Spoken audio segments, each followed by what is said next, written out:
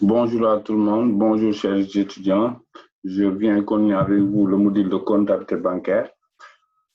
Oui, la dernière fois, on s'était arrêté sur les opérations faites avec la clientèle et on s'était appesanti quand même sur les opérations de dépôt à terme et sur les opérations de versement, etc. Et aujourd'hui, particulièrement, on va d'abord revenir quand même sur les opérations de crédit.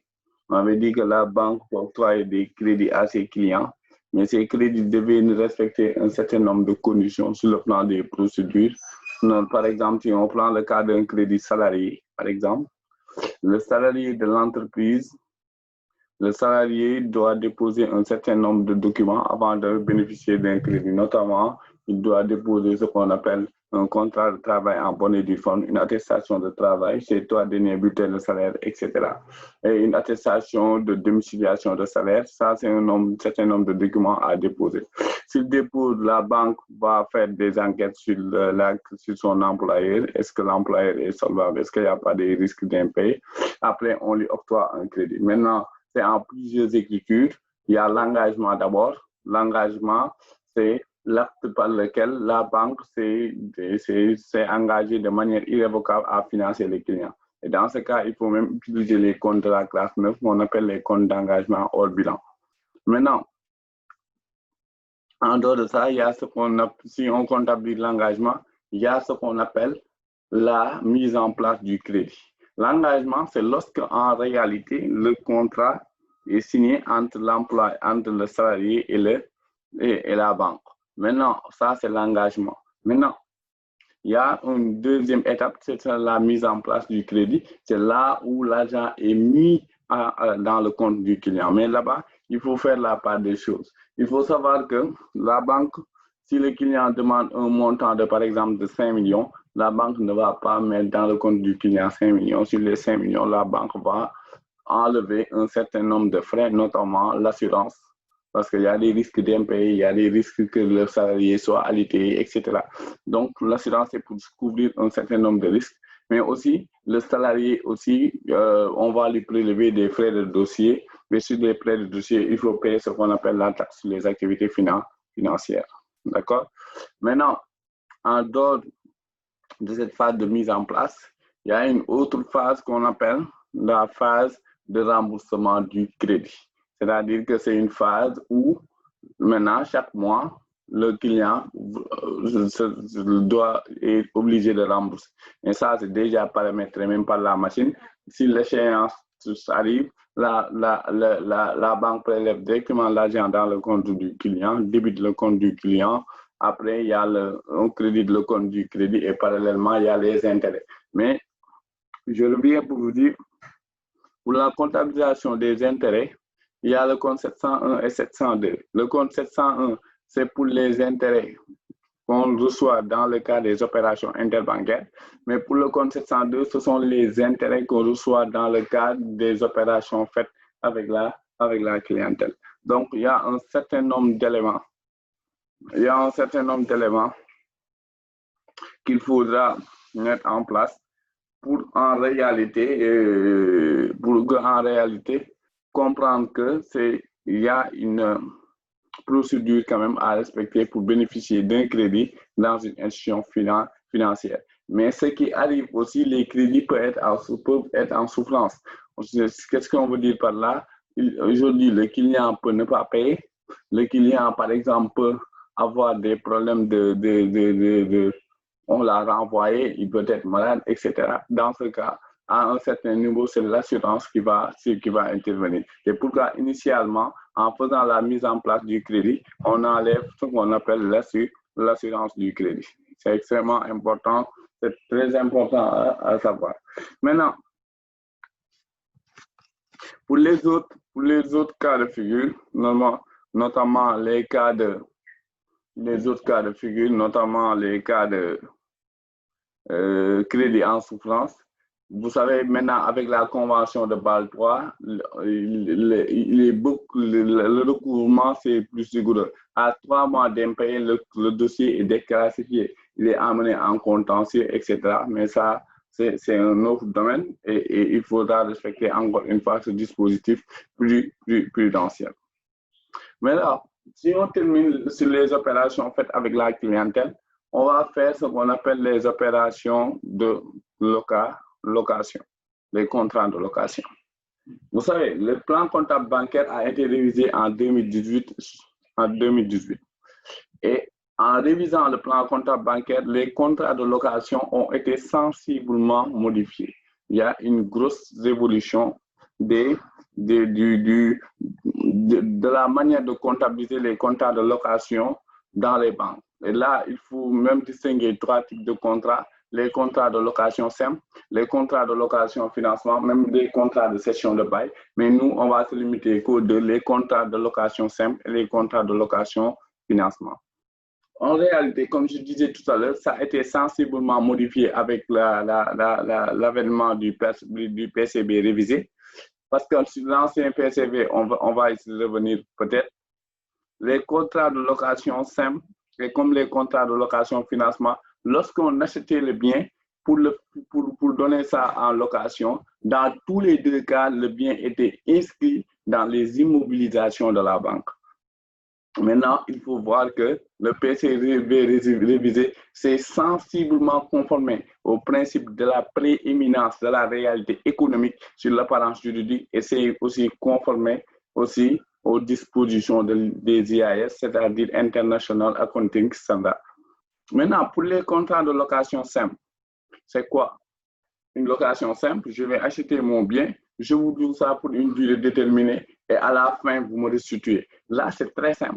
En achetant le bien, je l'enregistre dans mes immobilisations. Maintenant, les loyers que vous me payez, je l'inscris en compte dans les comptes de produits. Donc, pour les locations simples, c'est ça. Je vous ai loué mon bien et la location, c'est pour une durée déterminée. Et à la fin de la location, vous me restituez mon bien. Donc, maintenant, sur le plan comptable, lorsque je vais acheter le bien, je le mets dans mes immobilisations. Maintenant, lorsque je vais lorsque je vais encaisser mes produits, je le mets, les loyers, je vais les enregistrer dans un compte de produits, en l'occurrence le compte 702, lorsqu'il s'agit de contrats effectués avec la clientèle. Généralement, c'est comme ça. D'accord?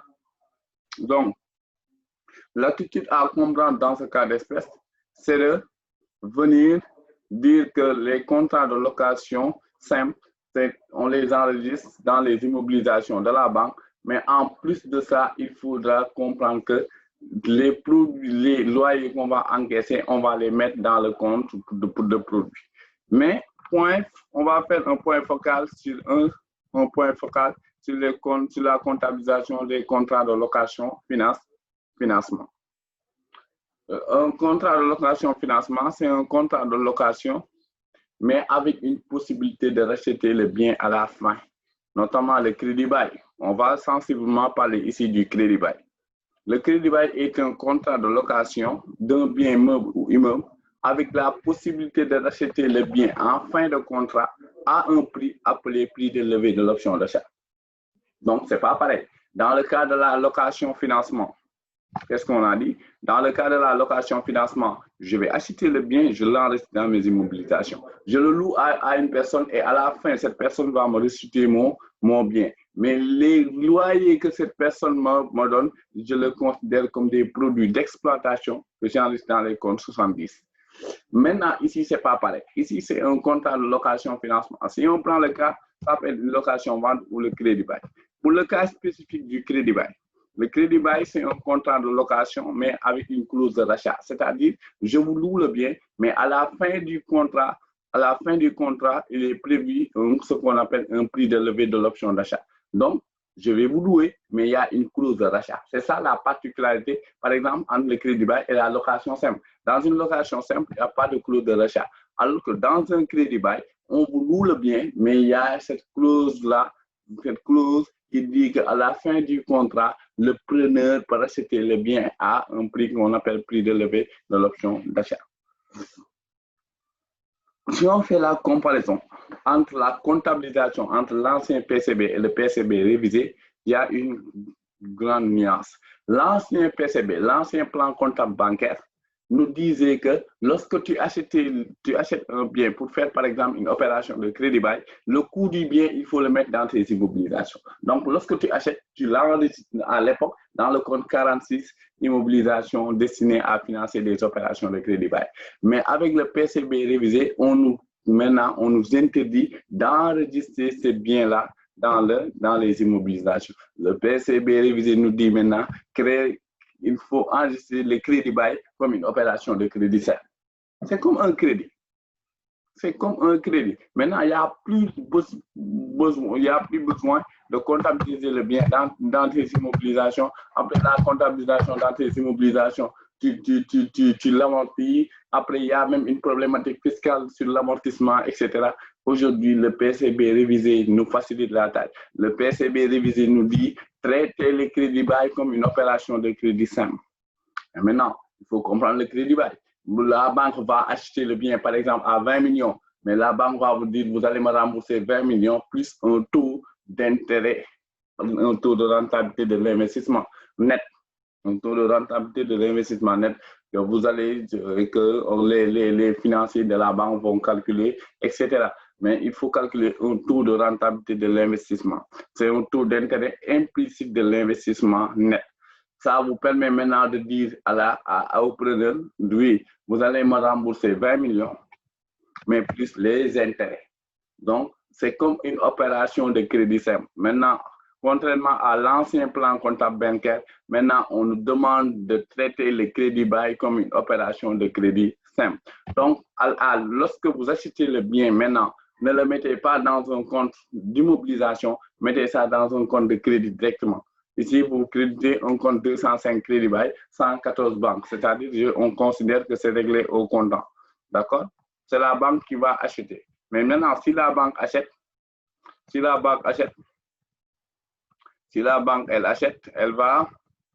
elle va débuter le compte 205 crédit bail et créditer le compte 114 banques. Ça, c'est pour l'achat, lorsque vous achetez le bien. Maintenant, encaissement des redevances. Vous savez que la banque, comme elle va louer le bien, parfois des crédits bail, la banque va dire au client, tu me payes des loyers ou redevances. C'est comme un remboursement d'un crédit. Donc, je disais tout à l'heure, maintenant, le plan comptable bancaire nous recommande de traiter le crédit bail comme une opération de crédit simple. Il n'y a plus besoin d'immobiliser le bien, il n'y a plus besoin de le mettre dans un compte d'immobilisation, d'amortir, etc.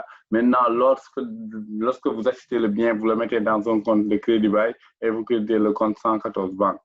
Il y a aussi l'encaissement des redevances.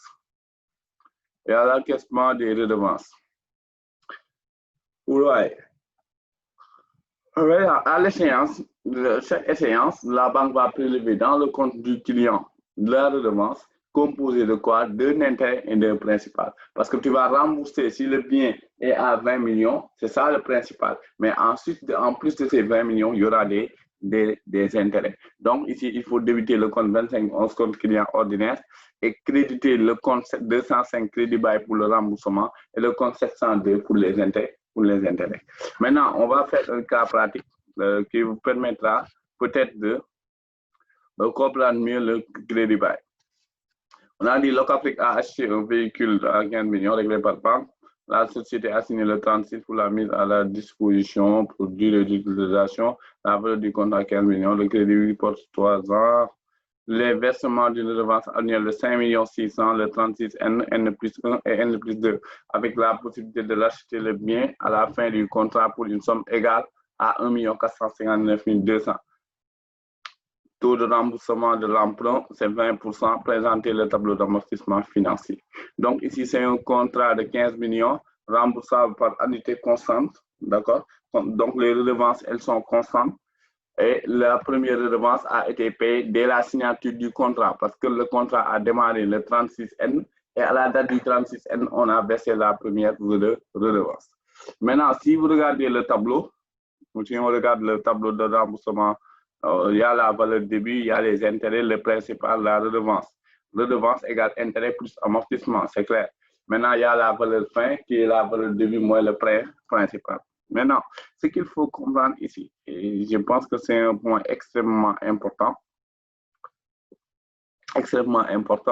sur le premier remboursement, il n'y aura pas d'intérêt. Vous savez pourquoi? Parce qu'il n'y a pas un temps coulé. On a signé le contrat et le client a versé dès la signature du contrat. C'est pourquoi il n'y a pas de temps coulé sur le premier remboursement, il ne peut pas avoir d'intérêt. C'est pourquoi sur le premier remboursement, intérêt égale 0.